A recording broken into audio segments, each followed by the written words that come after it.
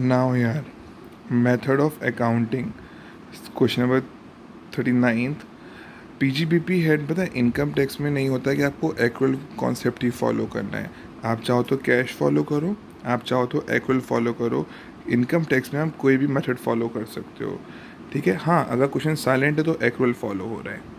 कहता है income chargeable under head PGBP या other source shall be computed either cash या मर्केंटाइल। मर्केंटाइल मतलब एक्रुअल, जो भी एसएससी ने एम्प्लॉय कर रखा है।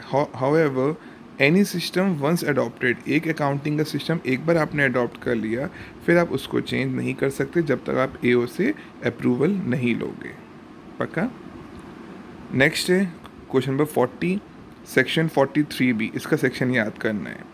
वैसे क्या होता है कि कोई इंसान एक्रुअल या कैश कोई भी फॉलो कर सकता है, पर ये जो खर्चे हैं, ये जो ABCDEF, ये 5 खर्चे तभी अलाउ होंगे on payment basis irrespective of the accounting followed by the SSC. अब जो सेक्शन करवाने वाला हूँ उसमें एसएससी चाहे कैश फॉलो करे चाहे एक्रुअल फॉलो करे, ये खर्चे हमेशा कैश बेसिस पे करूँगा तो ही अलाउ होंगे। कहता है if any SSC has maintain books of account on mercantile system, accrual basis के हिसाब से, तो खर्चे सारे ड्यू बेसिस पे में अलाउ होते हैं।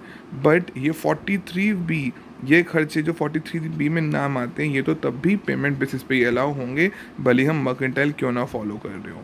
ये खर्चे कौन कौन से हैं?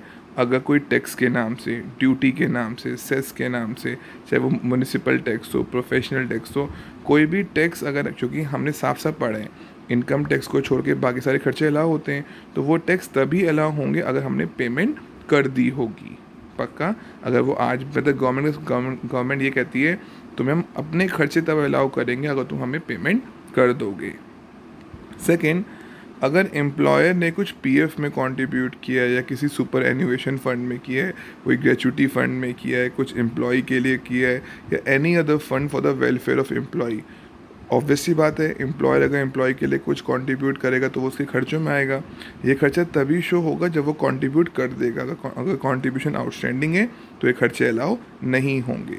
इंपॉर्टेंट सेक्शन है 43B, सेक्शन याद करना है। थर्ड, अगर एम्प्लॉयर ने एम्प्लॉय को बोनस दिया है, कमीशन दिया है या फिर लीव सैलरी दी है, तो ये खर्चे तभी अलाउ होंगे जब वो पे करेगा। फोर्थ, अगर किसी इंसान ने लोन लिया है, पैसे बोरो करे हैं किसी पब्लिक फाइनेंशियल इंस्टीट्यूशन से, स्टेट फाइनेंशियल कॉरपोरेशन से, शेड्यूल बैंक से, किसी भी बैंक वगैरह से लोन ले रखे हैं, उस पर इंटरेस्ट, ये आपका खर्चा तभी माना जाएगा अगर आप इसे कैश पे कर दोगे। मतलब इन खर्चों के लिए मैंडेटरी है कैश पे करना। Next, any sum payable by the SSC to the Indian Railways, अगर आपने इंडियन रेलवे किसी के एसेट को यूज़ किया है, उसके लिए कुछ आप पे कर रहे हो, कोई खर्चा वगैरह हो रहा है आपका, तभी अलाउ होगा अगर आपने पेमेंट करी है तो।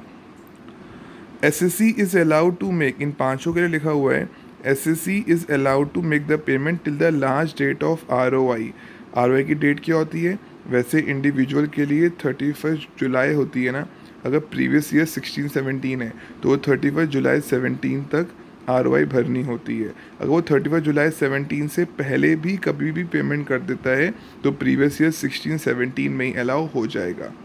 मतलब इन लोगों ने थोड़ा सा आपके लिए इजी किया कि चलो अब आप 16-17 में पे नहीं कर पाए, इसके बाद आपने आरओआई की डेट से पहले भी पे कर दिया तो भी हम आपको 16-17 में ही अलाउ कर देंगे। In the same way company की आरओआई की डेट होती है 30 सितंबर, तो कंपनी अगर आरओआई डेट से पहले पे कर देगी तो उसी पीओसी ईयर में अलाउ हो जाएगा।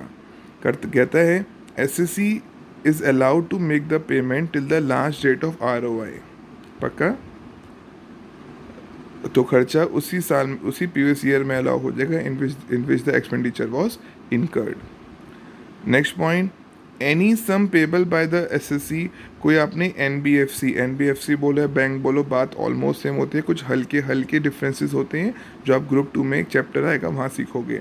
तो any sum payable by the SSC, कुछ इंटरेस्ट के नाम पे करना है, and non banking financial company को कोई नॉन डिपॉजिट वगैरह है as per the terms and condition.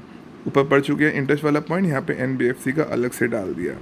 तो ये खर्चा भी कैसे अलाउड होता है? पेमेंट बेसिस पे। पक्का। नेक्स्ट, इफ़ द पेमेंट, अच्छा ये जो ई पॉइंट के बाद एक लाइन दी है ना कि ये खर्चे आरओआई डेट से, यार इस पॉइंट को एफ के साथ भी अप्लाई करना, पाँचों के साथ अप्लाई करना, मतलब 6 के साथ। ये जो ई के बाद पॉइंट लिखा गया है खाली ई के लिए नहीं है, सभी के लिए ABCDEF। पक्का? Okay. Next, if the payment is after, अगर ROI के बाद आपने पेमेंट करी, मान लो खर्चा 16-17 का है, आपने पे किया 31, आप इंडिविजुअल हो, आपने अगस्त में पे किया, जुलाई ROI की डेट से पहले पे नहीं किया, तो ये खर्चा 17-18 वाले प्रीवियस ईयर में अलाउ हो जाएगा। If the payment is made after last date of ROI, तब भी खर्चा अलाउ हो जाएगा, in which the LC makes the payment, जब पेमेंट करेगा उस साल में वो अलाउ खर्चा हो जाएगा। तो भले ही पेमेंट ROI डेट के बाद ही क्यों ना हो जाए, तब भी खर्चा अलाउ हो जाएगा, in which the LC has made the payment वगैरह। ओके, ये एक एग्जाम्पल है, आपको खुद सॉल्व करना है। Okay, next.